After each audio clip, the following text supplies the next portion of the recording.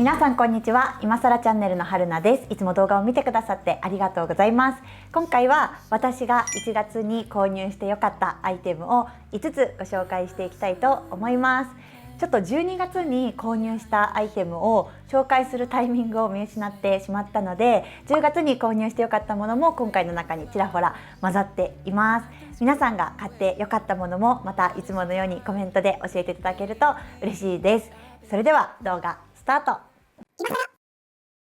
はい、まず買ってよかったもの1つ目がこちらです。じゃじゃん。こちらピタカのマグイージースタンドですね。こちらは iPad 用のスタンドなんですけれども、ブラックフライデーで通常9899円ぐらいのものが7900円で手に入ったので購入してみました。こちら先日の Vlog で開封動画をご紹介したんですけど、本当に見た目がかっこいいし、すごく使いやすい iPad スタンドです。全体の見た目はこんな感じです。通常のスタンドだとこのように iPad を置いて使うものが多いんですが、こちらはマグネットの吸着によって iPad を近づけるとがっちり固定して使うことができます。 iPad が浮いているように見えて見た目がスマートでかっこいいっていうのがまず気に入っているポイントです。このマグネットに吸着させるためには専用のケースを使っていただくか iPad にマグネットを貼り付ける必要があるんですね。で、私はカバー自体は何回もご紹介しているこちらロジクールのコンボタッチを愛用しているので iPad 自体にマグネットを貼り付けました。これでカバーを上からつけてもいけるかなって思ってたんですけど、おそらくこのコンボタッチのカバーが割とこの中がかなりしっかり分厚いので、コンボタッチのカバーを上からつけた状態では吸着ができませんでした。ちょっとこんな感じでちょっと張り付くんですけどスズって落ちちゃうんですよね。これはちょっと残念ではあったんですけど、どちらにしろ私はこのスタンドは家にいる時に使いたいなと思っていたので、外出する時にはカバーをつけて使うように今は使い分けをしています。で、このスタンドを使って驚いたのが360度回転してくれるっていうことです。この iPad がスタンドに貼り付いた状態のまま横にも縦にも回転させることができるんですね。これが本当に思っていた以上にスムーズでストレスなく回転することができます。変な音がギシギシ鳴ったりもしないので、これが思ってた以上に便利です。 iPad をサブディスプレイとして使うときは横にしていて、で例えばノートをチェックしたい時なんかは縦にしてというように場面に合わせてスムーズに切り替えができるというところが重宝しています。この上下の首振りもスムーズで角度調整がしやすいというのも使いやすいポイントです。ウェブ会議に参加する時などもちょうどいい角度に簡単に調整ができます。ちなみに高さの変更はできません。ただ元々の高さが目線の位置くらいのちょうどいい高さなので、そこの高さ調整ができないというのはそんなに問題ないんじゃないかなというふうに思っています。あとは USB Type-C のケーブルをつないでおけば、このスタンドの台座部分が iPhone に最大 7.5W を供給できるワイヤレス充電器としても使うことができます。もちろんここは iPhone だけではなくって AirPods も充電ができます。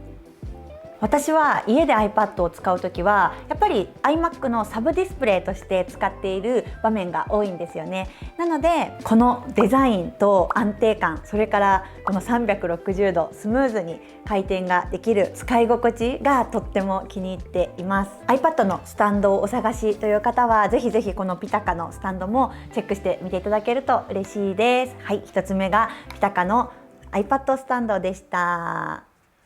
はい、続いて2つ目がこちらです。じゃん。アンビーのサウンドイヤーカフというワイヤレスイヤホンです。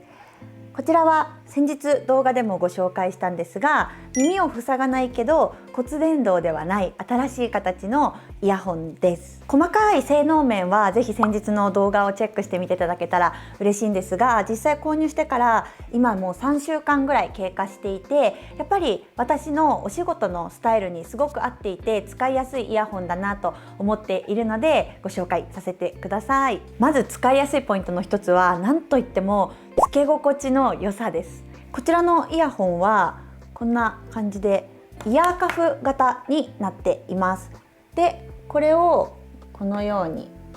耳に引っ掛けて使うんですよね。こんな感じです。で、とにかく軽くって本当につけてることを忘れるくらい耳にフィットしてくれます。なので今は家で仕事をする時も会社で仕事をする時も一日中つけっぱなしにしていることが多いです。一回つけたままお客様先に訪問しそうになったくらいつけてるのを忘れさせてくれるつけ心地です。で、こちらはやっぱりこの耳を塞がずにウェブ会議に参加をしたり音楽を聴いたりできるっていうこの耳を塞がないっていうのが、もう一つのポイントで、私は会社にいながら在宅のメンバーに Discord とか Slack を使って声をかけられることも多いんですが、ずっとイヤホンをつけっぱなしにしていてしまうと逆に会社のリアルでそばにいるメンバーに声をかけられているのに気がつかないみたいなことが過去に何回もありました。かといって毎回声をかけられるたびにやっぱりイヤホンをつけたり取ったりっていうのをしているのが結構面倒くさかったんですが、これはもうずっとつけっぱなしにしていても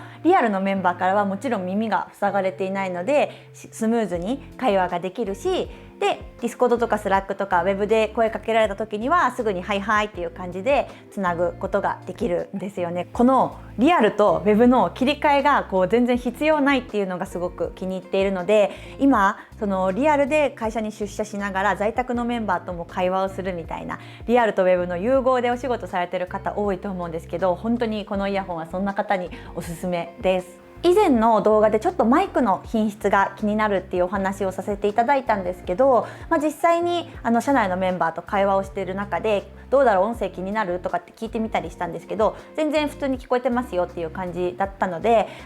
ちょっとしたウェブ会議とかちょっとした社内のメンバーとのコミュニケーションであればそこまでマイク品質も気にする必要ないかなというふうに今は思っています。まだ1月なんですけど、これは私の今年のヒット商品になりそうな予感がしているくらい気に入っているイヤホンです。よかったらチェックしてみてください。続いてがちょっと洗面所からのご紹介になるんですが、こちらの山崎実業の洗濯機横マグネット折りたたみ棚です。こちらはこのマグネットになっていて洗濯機に取り付けることができる棚です。というのも私はお風呂から出た後に体拭くタオルとかパジャマを置く場所難民だったんですよ、ずっと。で洗面所の横の脇のところとかに無理やり置いたりとかしてたんですけど、たまに洗面所に服が落下しちゃってて、でちょっと濡れちゃっててうわーみたいなことがあったりして、これなんとかしたいなと思って探していてこちらの棚を見つけました。こちらは特に組み立てなどが不要で本当に洗濯機にマグネットでくっつけるだけです。必要ない時はこのように折りたたんでおけば全然邪魔になりません。でお風呂に入る前とか使いたい時にこのように開いてタオルとかパジャマを置いておくということができます。もうこれすごいシンプルなアイテムなんですけど、これが我が家に来てからなんとなくお風呂に入る時のここに置けるっていうだけでストレスが本当になくなりました。なのでなんでもっと早く出会わなかったんだろうと思っているアイテムです。同じようなお悩みをお持ちの方ぜひぜひチェックしてみてください。はい、続いてがこちらです。じゃーん。この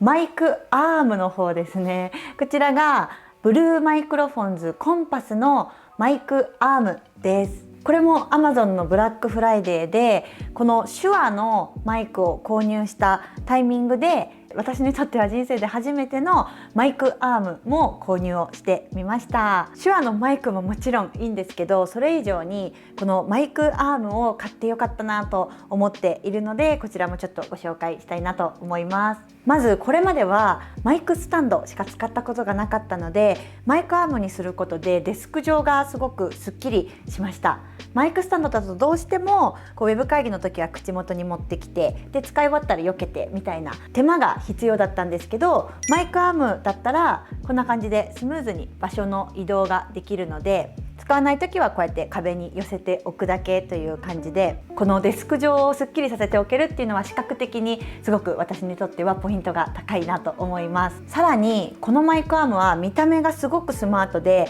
余計なパーツが一切ないんですね。アーム部分にケーブルが収納できるようになっているんですよ。ケーブルが見えないと見た目がかなりすっきりします。あとは他のマイクアームのレビューを見てた時に結構ちょっと動かしづらいとかギシギシ音がしてしまうみたいなレビューを読んだこともあるんですけど、こちらはですねとってもスムーズに動かせるんですよ。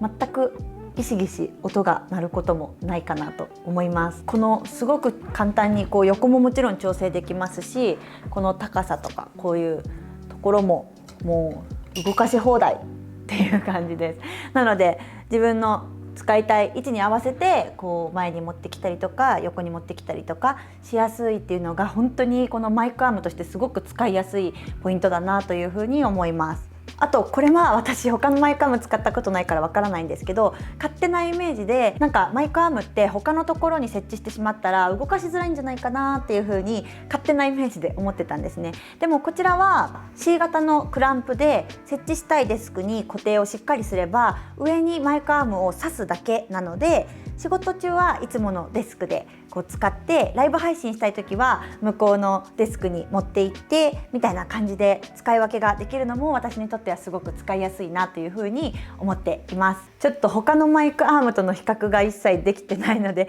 申し訳ないんですが、やっぱり何より見た目がすごくかっこよくって、ボイシーの発信の時とか、あとウェブ会議の時とかにも使うんですけど、もう一回見た目がかっこいいのがテンションが上がりますし、テレワークで使うという意味でもすごく最適なマイクアームじゃないかなというふうに思ったので、もしマイクアームをお探しの方いらっしゃったらぜひぜひ使ってみてください。はい、最後がこちら、じゃーん、ヤーマンのフォトスチーマーです。憧れだったのをついに買いました。というのもいつも私に美容情報を教えてくれるお肌がプルプルな私の担当の美容師さんがこのスチーマーがすごくいいよって言ってて、その場でチェックしてたらちょうど楽天スーパーセールで安くなっていたので、もう即ポチってしまいました。やっぱり肌のごわつきとかちょっと乾燥した時にお肌がカチッと硬くなってしまっているような感覚っていうのがすごく気になっていたんですね。でこのスチーマーを使い始めてからそのお肌のごわつきとか硬さっていう意味でこうお肌がすごく柔らかくなってしっとりしてるっていう感じが、前までただただ化粧として化粧水つけてた時とは全然違うので、それがすごく驚いている効果です。で、肌のトラブルとかも以前に比べるとこうプチプチっていうニキビみたいな、肌荒れみたいなのができたりもなくなってきたかなというふうに感じています。このフォトスチーマーは3つの浴びるケアで肌本来の力を引き出すっていう風に歌っていて、でちょっとパカッて開けてみるとこんな形になってるんですけど、1つ目が温スチームですね、あったかいスチームを出すっていうのと、2つ目が冷たい化粧水のミストを出してくれる。で最後が電源を入れるとここの部分が LED で光るんですよね。これの LED フォトを浴びる、この3つのアプローチで、そこからいろいろなモードがあるので自分の好きなモードを組み合わせて使うようなイメージです。で温スチームはこの背面のタンクに精製水を入れてセットするだけです。もちろん精製水じゃなくて水道水でも OK です。で化粧水ミストは化粧水タンクに1回分の化粧水を入れてセットするだけです。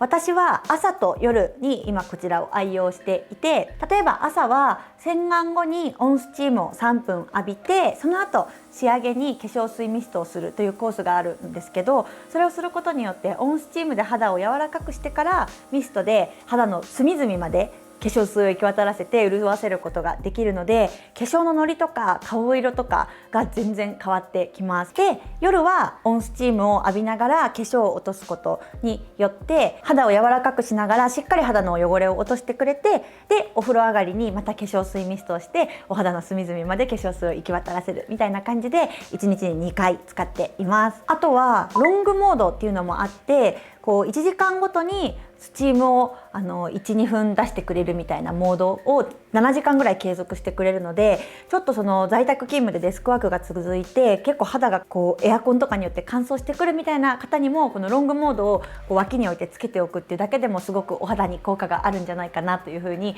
思います。手でどうしてもケアをしているとやっぱり摩擦が起こりがちだったりとか、なのになかなか汚れは隅々まで落ちてなかったり、化粧水も全然染み込んでなかったりっていう、やっぱり手の限界があるなっていうのを感じていて、こちらのスチーマーを使うことによってその摩擦を防げたり、あと隅々まで中まで粧水を染み込ませてくれたりっていうので、安い買い物ではないんですけど、将来への投資という意味でも今本当に買ってよかったなと思うアイテムなので、もし同じようなお悩みをお持ちの方いらっしゃれば、ぜひぜひこちらのスチーマー使ってみてください。